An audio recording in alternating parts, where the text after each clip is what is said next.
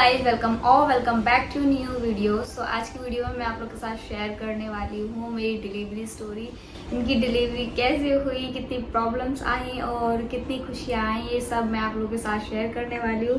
और अभी ये रो रही थी तो इसको मैं अपने साथ ही लिया। मैं वीडियो बनाने जाती बट ये रोने लगी तो मैंने कहा चलो इसको अपने साथ ही बिठा लेती हूँ। इसको अभी सामने लिटा देती हूँ, तो सामने लिटा दूंगी तो इसको ऐसा लगेगा कि मैं इससे बातें कर रही हूँ। इस कहानी शुरू होती है उस दिन से जब मुझे पता चला था सबसे पहले कि मैं प्रेग्नेंट हूँ। तो वो मुझे पता चला था जुलाई में, और जुलाई की आई थिंक 16 तारीख को या 18 को ऐसे पता चला था। जब मैंने चेक किया था तो मैंने टाइम से पहले ही चेक कर लिया था, तो फिर भी उसमें जो दूसरी लाइन थी ना वो बहुत लाइट आई थी। तो जिसको देख के मुझे ऐसे लगा था कि हाँ मैं प्रेग्नेंट हूँ। बट मैंने फिर 1-2 दिन का और वेट किया था, फिर मैंने दोबारा चेक किया था कि फिर थोड़ी सी डार्क और आई थी। फिर हम दोनों ही हस्बैंड वाइफ बहुत बहुत बहुत खुश हुए थे ये जान के कि मतलब प्रेग्नेंट हो गई जान के हम लोग बहुत बहुत बहुत खुश हुए थे। तो फिर उसके बाद जो है मेरे हस्बैंड ने बहुत ज़िद की थी कि चलो वो दिखाने चल रहा है, डॉक्टर को दिखाने चल रहा है। तो हम लोग फिर ऐसे ही दिखाने के लिए चले गए थे कि कोई भी बात होगी, कोई भी प्रॉब्लम दिक्कत होगी तो वो ना हो।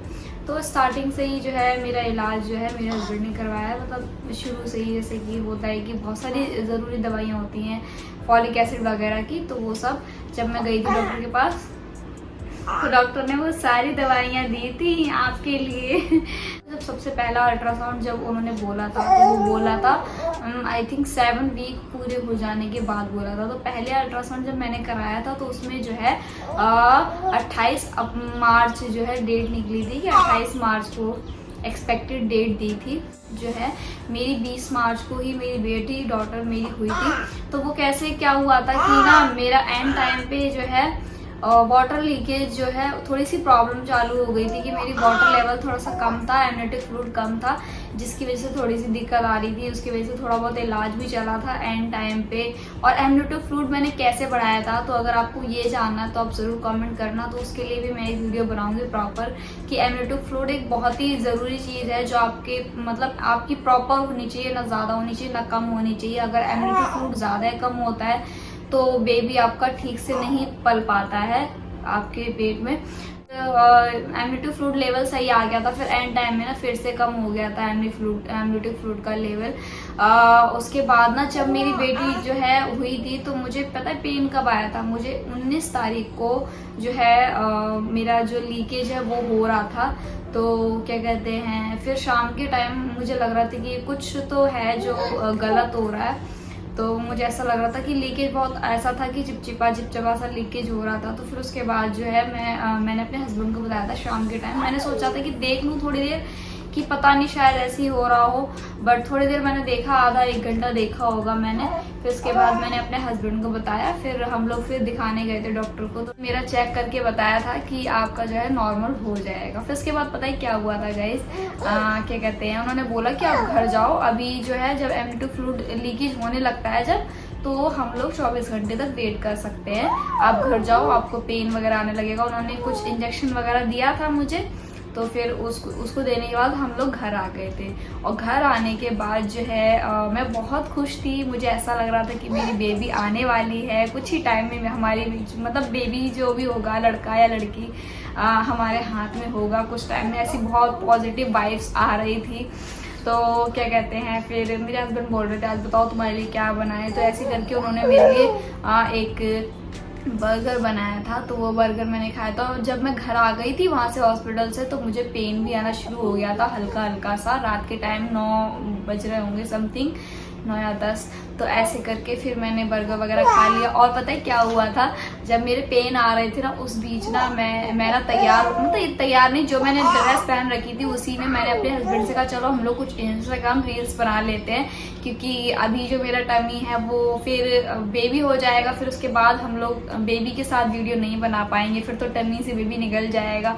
तो एक मेमोरी तो हमें बनानी चाहिए। तो उसी रात को जब मुझे पेन आ रहे थे ना तो मैंने अपने हस्बैंड के साथ कुछ इंस्टाग्राम रील्स भी बनाई थी, जो कि सारी रील्स ऊपर वाले की दुआ से सारी रील्स जो है पॉपुलर हुई थी। तो अगर आपको देखना है तो अमन यास्मीन 94 करके मेरी आईडी है इंस्टाग्राम पे, तो आप लोग देख सकते हो जाके।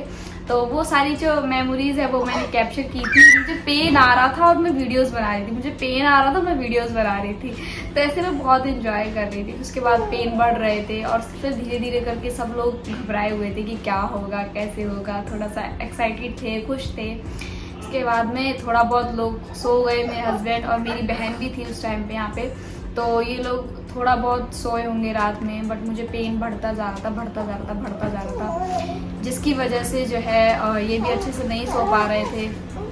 और क्या कहते हैं, फिर उसके बाद में जो है रात में बहुत बहुत बहुत ज़्यादा पेन का लेवल बढ़ता जा रहा था। तो समथिंग कम से कम 1 बजे के टाइम पे, 2 बजे के टाइम पे पेन बहुत ज़्यादा थे। तो फिर क्या कहते हैं, मैं अपने हस्बैंड को जगाया, मैंने बोला कि देखो मुझे पेन बहुत ज़्यादा आ रहा है। और फिर मेरे हस्बैंड ने 1-2 लोगों से पूछा तो उन्होंने कहा कि अब ज़्यादा देर तक रुकना भी नहीं चाहिए, क्योंकि फिर एंड जो लेवल आता है उसमें आप हॉस्पिटल या कहीं भी जा नहीं सकते हो।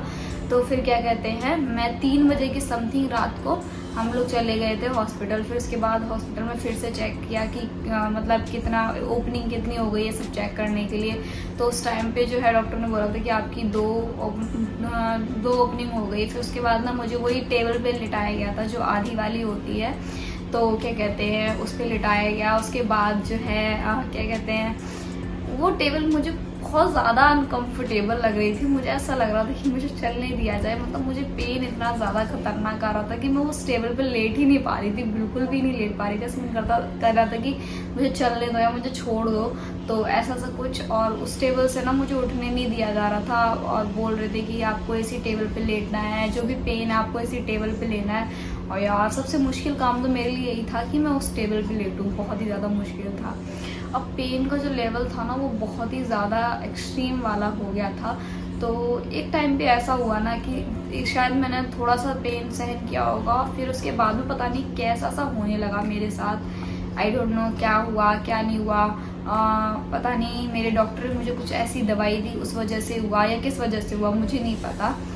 मेरी आंखों के सामने एकदम अंधेरा सा छाने लगा, एकदम मेरे गले से बिल्कुल आवाज़ ही नहीं निकल रही थी, एकदम ऐसा एकदम गला सूखा सूखा सा हो रहा था, मेरे गले से बिल्कुल भी आवाज़ नहीं निकल रही थी। मुझे समझ में नहीं आता मेरे साथ क्या हो रहा है। सबसे ज़्यादा मुश्किल फेस था उस टाइम पे मेरा, कि मुझे ऐसा लग रहा था कि मेरी एनर्जी बिल्कुल ही डाउन हो गई है। तो मैं बहुत ज़्यादा डर गई थी कि पता नहीं शायद डॉक्टर ने मुझे कोई ऐसी दवाई दे दी हो जिसकी वजह से ये मुझे ऐसा सा कर दे कि मैं पेन ले ही ना पाऊँ, फिर बाद में बोले कि नहीं अब ये पेन ले नहीं पा रही हैं, अब इनका ऑपरेशन ही होगा। तो मैं ऐसे बहुत ज़्यादा घबरा गई थी और मैं बहुत डरी हुई थी कि मैंने इतनी मेहनत करी है एंड टाइम तक, अब पता नहीं क्या इन्होंने दिया है मुझे या नहीं दिया है जिसकी वजह से मेरे साथ ये हो रहा है। उसके बाद ना मैं एकदम से ही चीखी और एकदम से उठ के जो है मैं भागने लगी कि नहीं मुझे यहाँ नहीं कराना है। मैंने 1-2 लोगों से बोला भी कि मेरे साथ ऐसा हो रहा है, मेरा गला सूख रहा है, क्या आपने दिया है क्या नहीं दिया है। पर डॉक्टर बोल रहे हमने आपको कुछ दिया ही नहीं, हमने आपको कुछ दिया ही नहीं। आई थिंक उन्होंने कोई इंजेक्शन दिया था, बट पता नहीं उस इंजेक्शन की वजह से था या किस वजह से था मुझे नहीं पता।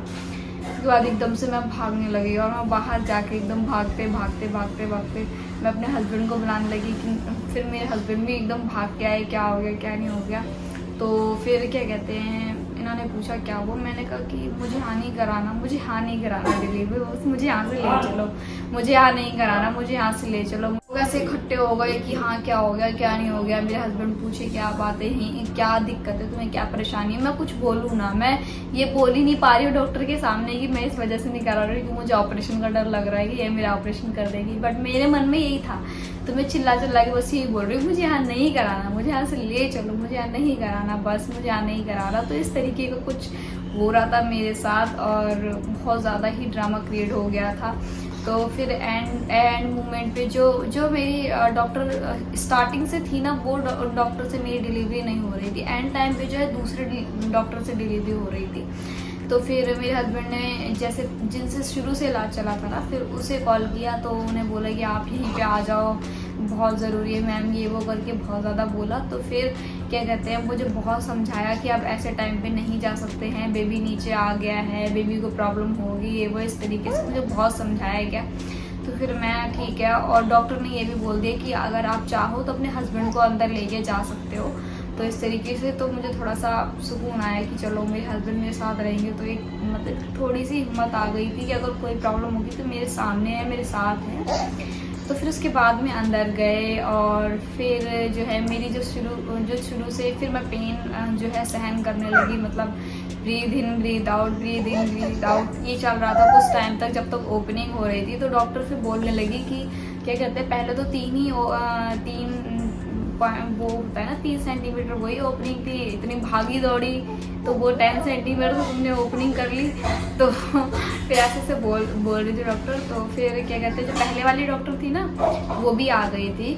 उसके बाद में जो है आप डॉक्टर बोलने लगी कि आप तुम्हें पुश करना है, तो पेन आए जाए तो पुश करना, तो बहुत ही तेज़ से, मतलब मैंने कम से कम 8 से 9 बार पुश करा होगा, बहुत पुश करा पूरी ताकत के साथ। पेन बहुत ज़्यादा थे, पूरी ऐसा नहीं मुझे बोलते सिर्फ कमर में दर्द होता है, नो, उस टाइम पे जो है आपको पूरी बॉडी में पेन लगता है कि हाँ पूरी बॉडी में पेन हो रहा है, क्योंकि पूरा पेन जो आता है वो तो पेन आता ही आता है, बट कोई एक आपके पेट को दबा रहा होता है कि बीबी नीचे आ जाए, कोई एक आपको कहीं से कुछ कर रहा होता है, कोई नीचे से कुछ कर रहा होता है, मतलब चारों तरफ से आपकी घिरे होते हो आप। तो पेन बहुत ज़्यादा थे, बट हाँ इतने थे कि मैंने बेयर कर लिए, मैंने सहन कर लिए। मतलब इतने होते हैं कि चलो आप एक बार बेयर कर लोगे तो फिर आपको जो ऑपरेशन वाला जो झंझट होता है, ड्रामा होता है, उससे बच जाना पड़ता है। तो मैं ऑपरेशन से इसलिए बचना चाहती थी क्योंकि अगर नहीं हो तो ना ही हो, अब अगर नॉर्मल हो सकता है तो नॉर्मल ही क्यों नहीं, एट द एंड तो फिर ऑपरेशन पे ही जाना है जब कोई दिक्कत होगी मुझे या बेबी को। जब नहीं हो रही है कोई दिक्कत, कोई प्रॉब्लम नहीं हो रही है तो नॉर्मल, क्योंकि नॉर्मल ही जो है शुरू से बच्चे होते आए हैं, और ऑपरेशन तो उस केस में होता है जब माँ को या बेबी को कोई खतरा होता है, उस केस में जो है ऑपरेशन किया जाता है। बट मेरे केस में ऐसा कुछ नहीं था, तो पेन बहुत ज़्यादा था। बट यही है कि अगर आप एक बार पेन बियर कर लेते हो तो आपकी बॉडी जो है वो सेफ रहती है, जो ऑपरेशन में बहुत सारी जो दिक्कतें आती हैं वो चीज़ नहीं होती है। और एक होता है ना कि ऑपरेशन एक बहुत बड़ी मेजर सर्जरी होती है, बहुत ज़्यादा ही होती है, तो ऐसा सा कुछ नहीं था। मैं ऑपरेशन भी करवा लेती अगर कोई बहुत बड़ी दिक्कत आती तो, बट ऐसा कुछ नहीं हुआ था। डॉक्टर्स ने भी बोला था कि नॉर्मल है सब कुछ, तो मैंने बहुत पेन बेयर करा। उसके बाद में जो है पूरी रात पेन आने के बाद मेरी जो बेटी हुई थी वो हुई थी 7:10 15 मिनट ऐसे पे हुई थी, क्योंकि मुझे होश नहीं था कि मैं टाइम देखूँ। उस टाइम पे मुझे कुछ भी होश नहीं था कि एग्जैक्ट टाइम क्या हो रहा है, बस मुझे।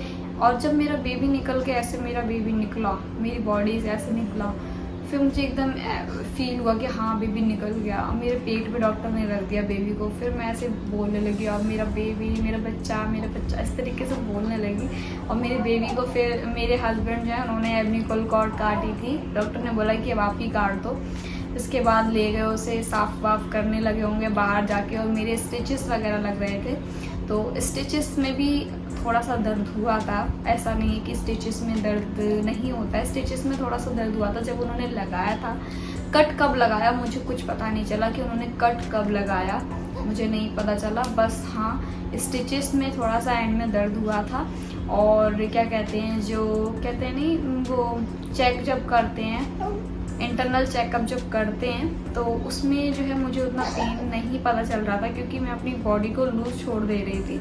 तो अगर आपको इंटरनल जैसे चेकअप जब होता है, क्योंकि सबके साथ ही होता है, तो अगर आप बॉडी को लूज छोड़ देते हो तो उतना पेन नहीं होता है जितना आप लोग बताते हैं कि बहुत पेन होता है ये वो, अगर बॉडी को लूज छोड़ देते हैं तो। फिर उसके बाद में इस तरीके से 7 बजे के टाइम बेबी आ गई, फिर मुझे नीचे शिफ्ट कर दिया। उसी टाइम मैं चल के जब मेरे टाँके वाँके लग गई, थोड़ी देर मैं लेटी, मैंने डॉक्टर से पूछा क्या हुआ है। डॉक्टर्स लोग नहीं बता रहे थे कि क्या हुआ है क्या नहीं हुआ है। फिर बहुत देर बाद मैंने कई बार पूछा कम से कम बता तो दो मुझे क्या हुआ है, तो उन्होंने बताया कि आपको बेटी हुई है। तो मैं बहुत खुश हुई, क्योंकि डजेंट मैटर बेटी है या बेटा है, मेरी औलाद है, मेरे लिए इतना बहुत है यार। आजकल के टाइम पे बेटी हो चाहे बेटा हो सब बराबर ही है। अगर हम अपनी बेटी को उतना स्ट्रांग बनाते हैं, वैसे भी मैं ही सोचती हूँ कि यार मैं भी किसी की बेटी हूँ, ठीक है, मैं भी एक लड़की हूँ। जब मैं एक बच्चा एक इंसान को मैं जन्म दे सकती हूँ, तो मेरे अंदर कितनी ताकत होगी जो मैंने इतना ज़्यादा पेन सहन करा, तो एक अगर लड़की एक बच्चा पैदा कर सकती है, इतना दर्द सहन कर सकती है, तो फिर वो कमज़ोर कैसे है? लोग बोलते हैं कि बेटियां कमज़ोर होती हैं, वो कैसे कमज़ोर है अगर वो इतना पेन सहन करके एक बच्चे को पैदा कर सकती है? तो एक जो आदमी होता है वो कभी बच्चा पैदा नहीं कर सकता है। अगर उसको आदमी को अगर इतना दर्द हो जाए ना, तो आदमी की उसी वक्त मौत हो जाएगी। ऐसा अगर आप देखना चाहते हो तो नेट पे आप देख सकते हो। इस तरीके से फिर शाम को जो है शाम मेरी बेबी को फिर कुछ देर बाद मेरे पास लिटा दिया गया और मुझे नीचे शिफ्ट कर दिया गया। तो शाम के 5 बजे तक बोला था, 5 साढ़े 5 बजे तक कि आपको डिस्चार्ज देंगे।